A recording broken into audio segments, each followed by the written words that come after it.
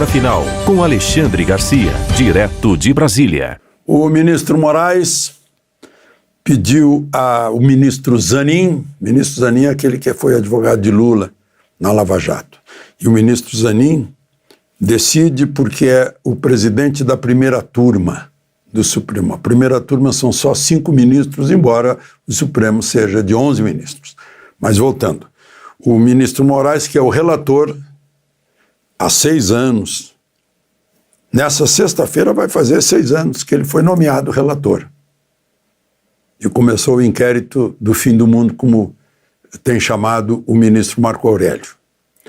O presidente do Supremo era Dias Toffoli e pegou lá um artigo do regimento interno que já estava derrogado pela Constituição de 88, porque a Constituição de 88 diz que a iniciativa da ação é do Ministério Público. E nessa ação teve iniciativa no Supremo que ele próprio abriu porque estava se sentindo ofendido por mensagens na internet. E considerou que, já que as mensagens entraram no Supremo via internet, que era uma questão interna do Supremo. Esse artigo do regimento interno se refere a infrações cometidas lá dentro. Inquérito administrativo, né, em outras palavras, mas virou o inquérito do fim do mundo.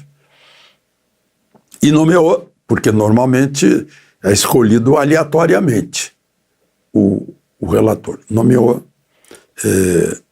Alexandre de Moraes, continua até hoje, depois de 6 anos. Um inquérito que dura 6 anos. A palavra é incrível, mas aqui no Brasil é crível. Né? Bom, mas enfim. E aí, o Supremo tem 11, mas só 5 vão julgar Bolsonaro e outros.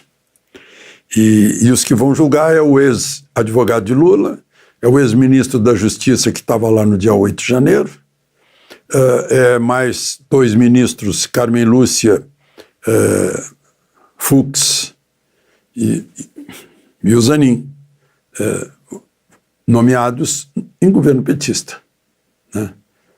Moraes não foi nomeado no governo petista, foi nomeado no governo de Michel Temer, que não deixa de ser governo petista porque ele era vice de Lula, vice de Dilma, quando Dilma foi impedida de continuar governando, e pela primeira vez se rasgou a Constituição, mais exatamente no parágrafo único do artigo 52, que dizia que o presidente condenado fica 8 anos inelegível, impedido de ocupar cargos públicos. Ela não foi. Bom, aí a gente fica pensando assim, puxa, será que estão fazendo igualzinho ao Ortega fez na Nicarágua? Parecia um candidato para fazer frente a Ortega na eleição. Ortega mandava prender, tirava. Né? Se for assim, vão ter que reforçar muito a candidatura Lula, porque está afundando. Né? E, por outro lado, talvez não saibam que o candidato em 2026, que não seja Bolsonaro, é uma ideia. Não é uma pessoa.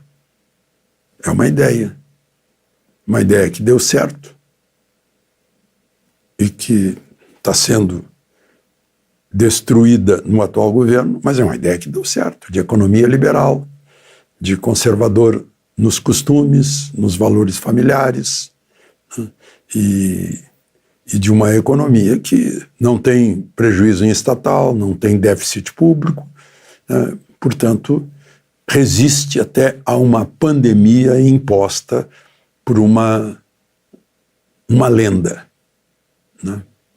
Por uma invenção, que hoje todo mundo já sabe que não precisava fazer nada daquilo. Né? Mas, enfim, é essa a questão. Por exemplo, agora, 2 petistas entraram no Supremo para tirar o passaporte de Eduardo Bolsonaro, para ele não poder mais ir aos Estados Unidos e denunciar agressões ao devido processo legal, às liberdades, a direitos humanos lá nos Estados Unidos, o que é um vexame para nós ter que pedir que os Estados Unidos protejam as nossas liberdades. Isso é um vexame para nós. É uma atitude de cidadania passiva, né? Depender dos outros para a gente defender as nossas próprias liberdades. Como diz o poeta brasileiro, Eduardo, meu Deus, no caminho com Mayakovsky, no primeiro dia pisaram nas nossas flores, depois no segundo dia mataram nosso cachorro, depois entraram na nossa casa e quando a gente quis protestar, já tinham tirado a voz da nossa garganta, né?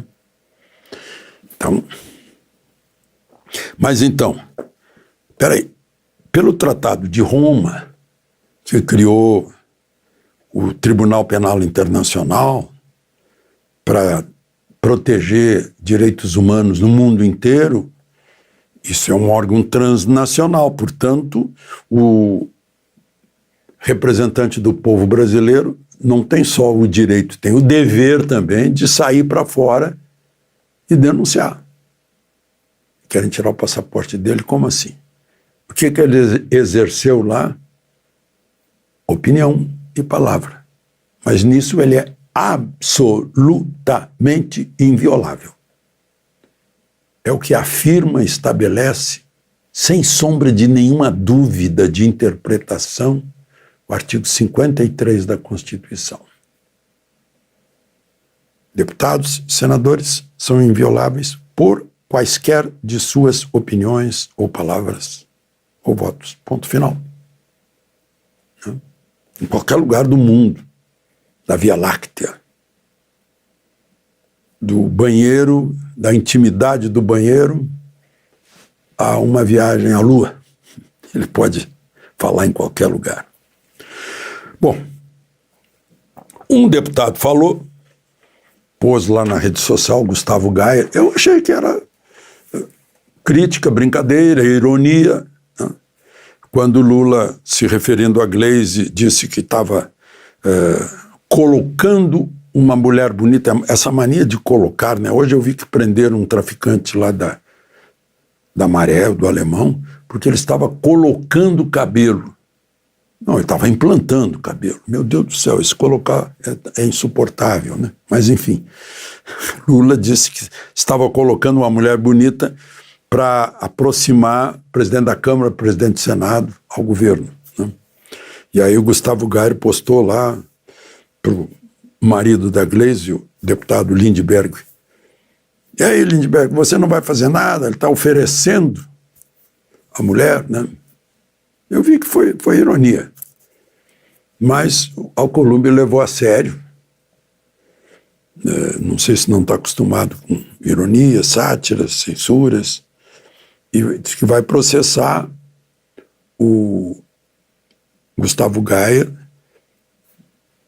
Acho que nem pode. Está lá no artigo 53. O que ele pode é oferecer denúncia na comissão de ética. Aí sim, ele também quer isso, para caçar o mandato, né? Sob o pretexto de falta de decoro. Aí pode, aí é lá dentro entre eles.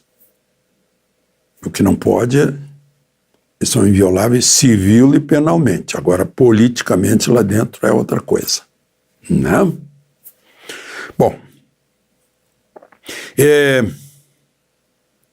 pois é, o ministro Moraes pediu 2 vezes a prisão do jornalista Oswaldo Eustáquio, e ele foi, parece que foi para o Paraguai, depois foi para os Estados Unidos, não sei bem, mas acabou na Espanha, está lá na Espanha. Aí usou, dessa vez, nesse caso ele usou o Ministério da Justiça, o Ministério de Relações Exteriores, não foi direto como no caso da Rumble, e chegou à Espanha, um pedido de extradição de Oswaldo Eustáquio para cumprir, para vir responder processo aqui no Brasil.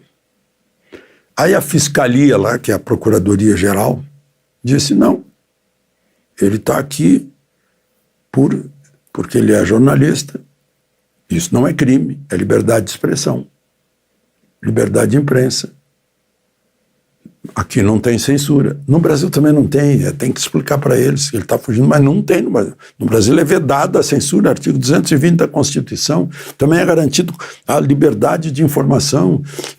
Chega a dizer que nenhuma lei conterá restrições à liberdade de informação.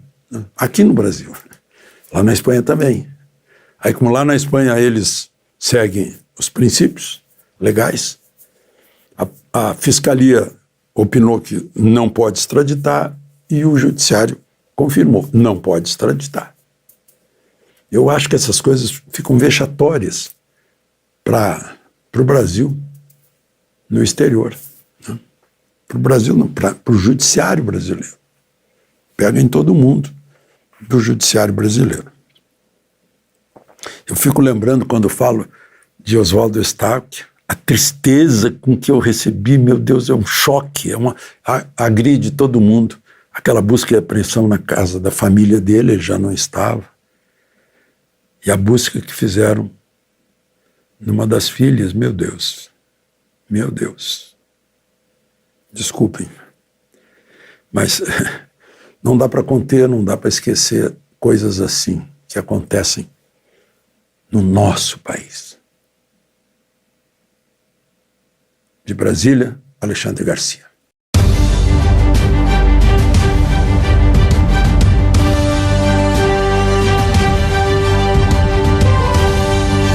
A palavra final com Alexandre Garcia, direto de Brasília.